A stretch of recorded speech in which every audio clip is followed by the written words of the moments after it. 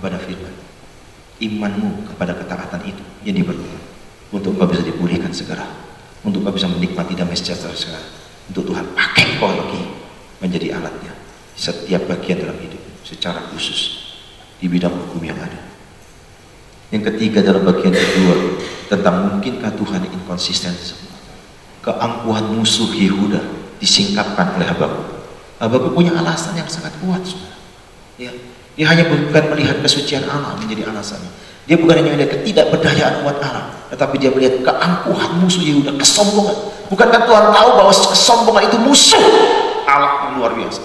Ayat 16-17. Pendekatan ketiga Nabi Habakuk adalah menunjukkan cara hidup dan kehidupan keagamaan Babel. Bagi mereka Tuhan mereka adalah kekuasaan. Perhatikan ayat 11 ini. Dan mereka menyandarkan hidup mereka dengan kekuatan militer mereka. Dikatakan pukat mereka, itu ayat 16-17. Kekuatan militer itu, saudara, yang digambarkan sebagai pukat mereka, dan menyembah dewa-dewa kekuasaan dan kekerasan. Saudara, bangsa Babel membusungkan dada. Kalau saudara melihat, besok kita lihat dalam pasal 2 ayat 4, dia membusungkan dadanya dengan arogansi dan kepercayaan diri yang sangat luar biasa. Bagaimana bisa Tuhan menghormati mereka dengan memberi mereka kemenangan atas Yehuda, orang-orang yang sombong, yang congkak, yang angkuh, yang membusungkan dada semacam ini?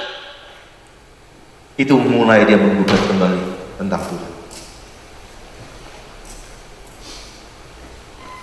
Tuhan mengisi jalan mereka dengan para korban, dan orang-orang Kasdim bangsa Babel tersebut mengosongkan jalan dengan membunuh bangsa-bangsa dengan tidak kenal belas kasihan. Dikatakan ayat 17. Wah, luar biasa jahatnya. Saudara, kalau kita lihat dalam konteks ini, apa yang terjadi dengan bangsa kita, bukan? Berapa banyak orang yang menjadi korban karena penguasa tidak menghargai hukum yang ada? Berapa banyak orang sudah menjadi tumbal untuk perjuangan satu keadilan? Coba renungkan di dalam konteks bangsa. Dan kalau saya bergumul saudara sejak reformasi, kalau sudah melihat yang muncul tokoh-tokoh dari kelompok seberang, benar?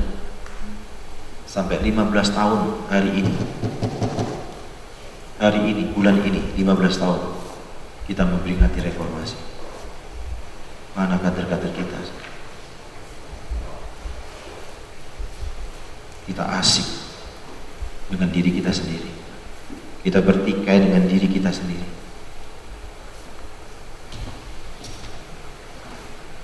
Saya tidak akan memberikan waktu dan kesempatan untuk iblis mencuri fokus dan perhatian saya yang sangat singkat ini, untuk terus melihat kepada visi.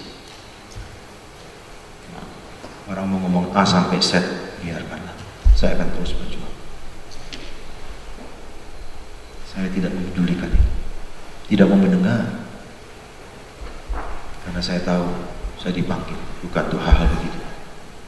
Saya dipanggil untuk mengajarkan visi sampai sisa waktu yang Tuhan percayakan, membangun, membina, mengembalakan, menciptakan jaringan-jaringan yang kuat supaya kader-kader dihasilkan menjadi satu gerakan yang besar. Kalau kita tidak memulai sekarang, saudara, kita memulai sekarang saja sudah sangat terlambat. Apalagi kita tidak memulai, sudah pasti lebih jauh terlambat. Tetapi mari kita berbuat sesuatu. Saya contohkan saja, orang pikir pentingnya ya beri program pendidikan, beasiswa dan sebagainya. Orang cuma ngomong dan diskusi doang. Yang ngomong belum tentu mengeluarkan koceknya.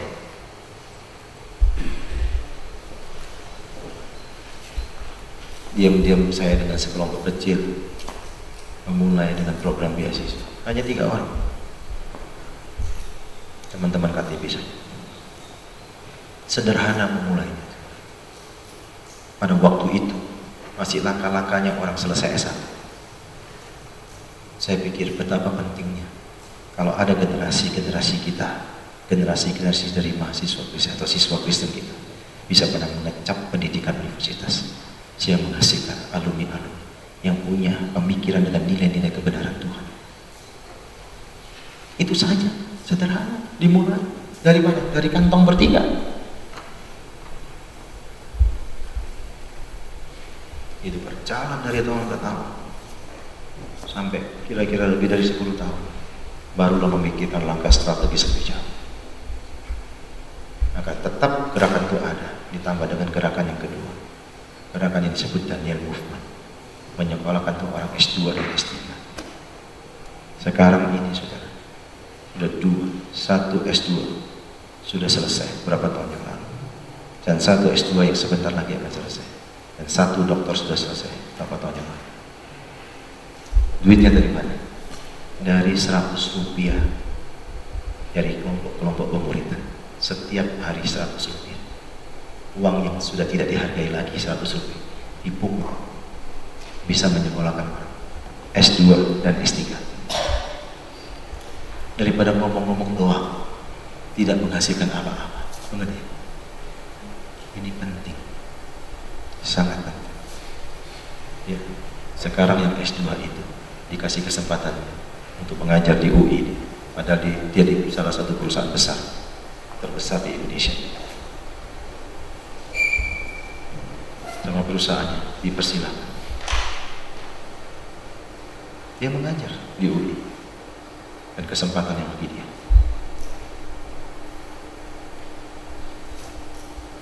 Coba yang lalu nggak ada gerakan itu, benar? Nggak ada kesempatan seperti itu, nggak ada hasil seperti itu, benar? Tuhan akan menuntut tanggung jawab itu dari kita. Saya pikir perkantas akan dituntut Tuhan lebih jauh, karena Tuhan sudah limpahkan potensi yang sangat besar, tapi kita belum menyentuh dengan maksimum. Kita bingung dengan diri kita sendiri, kita bingung dengan penataan organisasi, kita bingung dengan itu, ini, dan sebagainya. Padahal bukan itu kebutuhan yang sesungguhnya. Kita nggak menangkap tanda-tanda jalan, tidak menangkap kebutuhan bangsa ini. Kita masih sibuk dengan diri kita sendiri. Hal-hal semacam itu saya tinggalkan, karena saya tidak mau kehilangan fokus saya.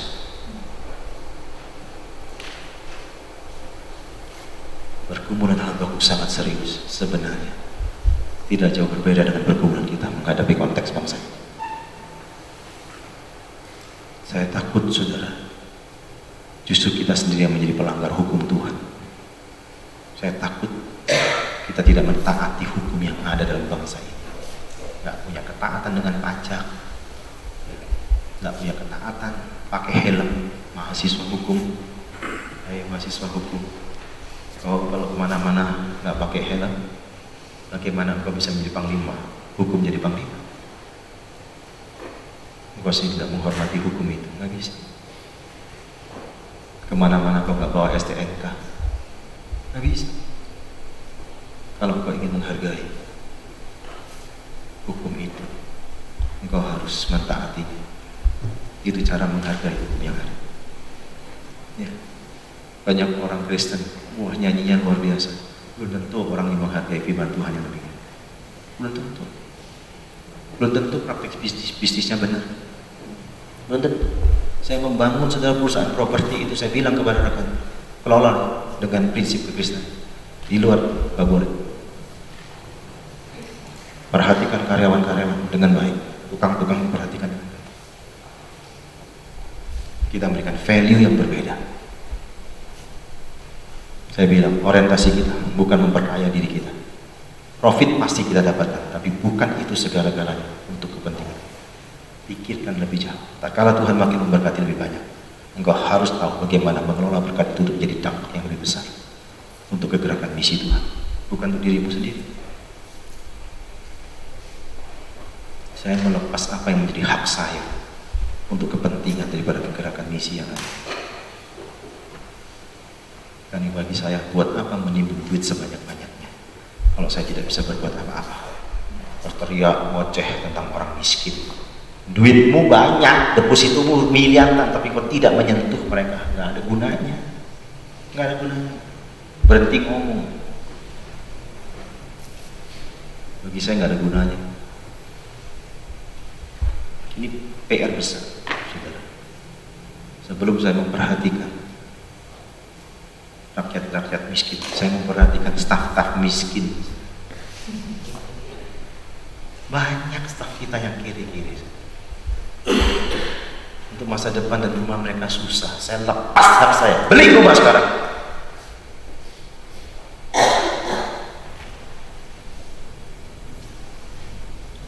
Belum tentu pengurus-pengurus perkantas punya hati begitu walaupun duitnya banyak. Duit saya tidak sebanyak mereka, saya bisa melepas itu. Saya tidak mau itu menghalangi saya untuk fokus kepada ketergantungan kepada Tuhan. Saya itu mengerti, saudara, apa artinya duit banyak. Saya yang mengerti. Tetapi saya tidak mau melakukan itu. Benar. Saya mau supaya terus fokus dan bergantung kepada Tuhan, bukan kepada kekuatan uang, bukan. Saudara, mari kita perhatikan. Habakuk mempertunjukkan bagaimana ketergantungan kelompok atau Babel ini kepada kekuasaan dan menjalankan kekuasaan dengan begitu bengisnya, mengandalkan kekuasaan itu di dalam bergerak jauh daripada Tuhan. Habakuk selesai menyampaikan pemikiran-pemikirannya dan menunggu Allah berbicara. Dikatakan seperti seorang hamba dia berdiri melihat dan meninjau. Perhatikan pasal 2 ayat 1. Bertanya-tanya bagaimana Allah akan menanggapi keluhannya. Nanti kita lihat jawabannya dalam pasal 2, bagaimana Tuhan menanggapi keluhan. Tapi sebelumnya kita mendengarkan jawaban Tuhan yang menggembirakan. Dan kita harus berhenti sejenak untuk memuji hati kita sendiri dalam konteks ini. Apakah kita sepenuhnya berserah kepada Tuhan dan hidup baginya untuk taat berada di jalannya bersama-sama dengan orang-orang yang dikasihi.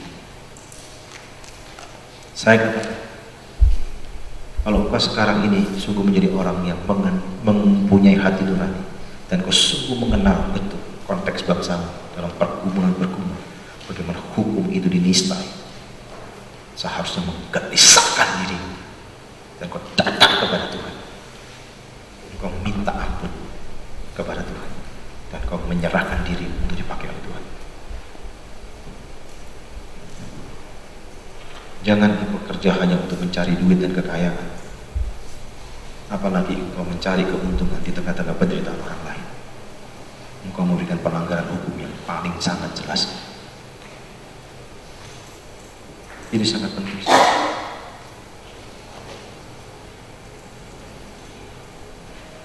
Tidak ada yang salah bertanya-tanya tentang sifat dan tindakan Tuhan dan mencoba berusaha mencari pemahaman yang lebih baik tentang kehendak Tuhan seperti yang dilakukan oleh Habakuk di sini, saudara. Tapi kita harus berhati-hati, jangan sampai kita mulai berdebat dengan Tuhan dan mencoba memaksa pemikiran kita sendiri dan kita tidak mau tunduk dan berjalan di dalam ritme yang Tuhan. Saya tahu, saudara, rasanya jengkel banget lihat kondisi bangsa.